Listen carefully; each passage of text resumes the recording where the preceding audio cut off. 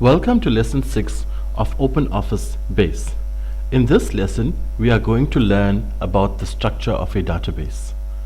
If we look at the structure of the database, the smallest piece of information is called a field. A field must be declared of a certain data type, example text or a number or a date or time and so on. And it has certain properties that must also be taken care of.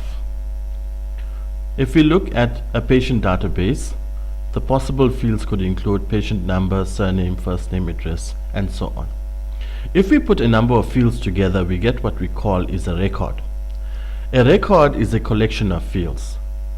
If we look at a diagram that represents a record, you will find it looks similar to a table that has columns and rows. Each column represents a field. For example, the first column is patient number, so patient number becomes a field. Surname is also a field, first name is also a field. And when we input data into this table, then we have what we call is a record. So the entire row here of patient number 7681 Singh Vishal 8 Landro Street is a record. When we put a number of records together, we get what we call is a table. A table is a set of logically related records.